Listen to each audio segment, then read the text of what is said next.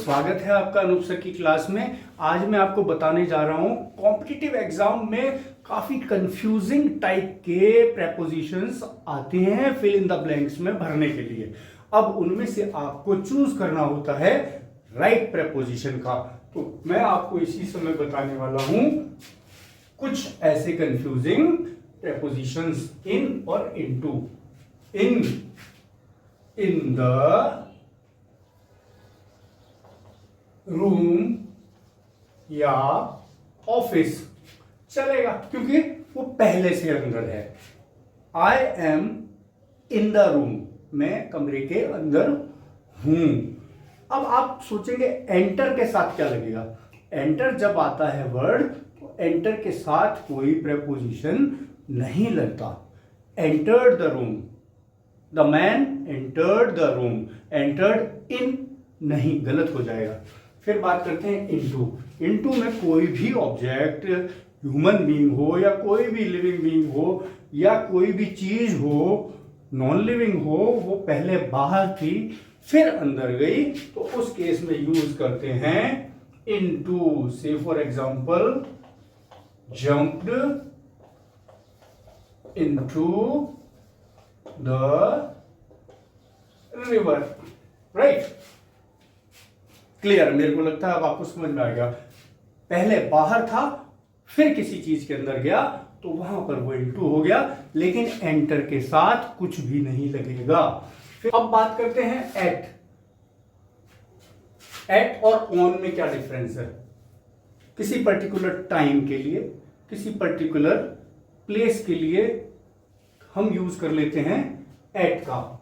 जैसे the painting is kept at the corner of the room. The painting is kept at the corner of the room. Corner fix है, right. अब मैं wall बोलूंगा तो wall बहुत बड़ी है। The painting is hanging on the wall, अब ठीक है on. The pen is kept on the table. अब ऑन में एक चीज और भी होती है कि किसी एक चीज का सरफेस से संबंध होता है, समझ रहे हैं आप। ऑन में the pen is on the table, तो उसका टेबल की सरफेस और पेन का सरफेस आपस में कनेक्ट हो रहे हैं, सही समझे आप। तो उसके लिए हम ऑन का यूज करते हैं। She will come on Monday, day के लिए भी करते हैं। अब एट मंडे नहीं होगा, on Monday, right.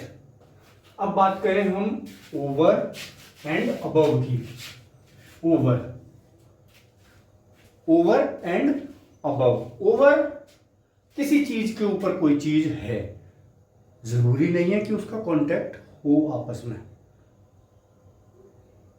The fan is hanging over my head, मेरे सिर के ऊपर है। अब अबव तुलना के लिए होता है। तुलना, एक चीज की लेवल की तुलना दूसरे चीज की लेवल से। Your sense of humour is above my head, मेरे सिर के ऊपर से जाता है। सेंस ऑफ ह्यूमर तुम्हारा मेरे समझ में नहीं आता। अबव फिर तुलना भी कर सकते हैं, और तुलना में बताता हूं।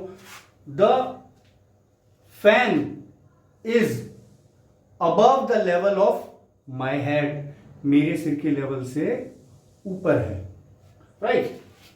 ये तो हुआ ओवर एंड अबव। बात करते हैं थोड़ा सा ज्यादा कंफ्यूजिंग चीजों की।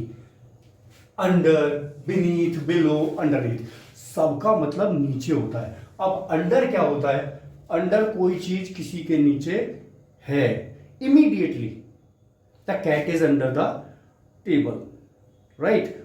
कुछ चीजें एक तरह से एब्स्ट्रैक्ट नाउन के लिए भी यूज करती हैं।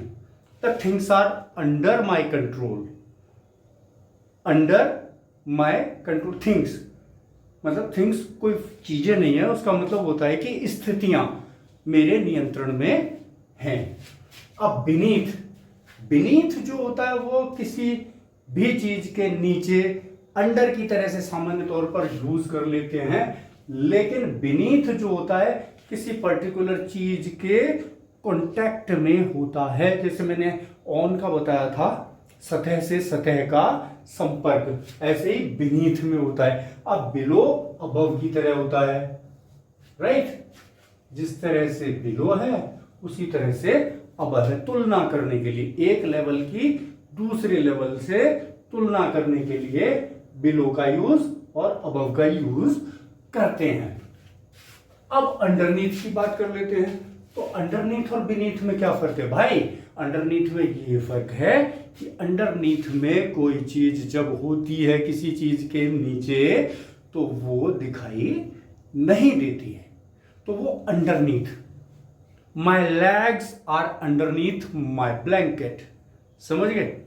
मेरे पैर ब्लैंकेट के नीचे हैं, मतलब वो दिखाई नहीं दे रहे, राइट? अब आप समझ गए।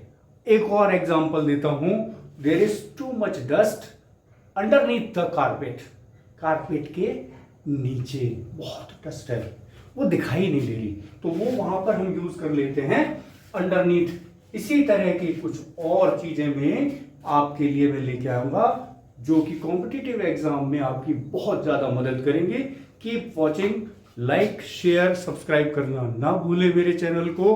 तब तक के लिए see you, have a good time, good night, thank you.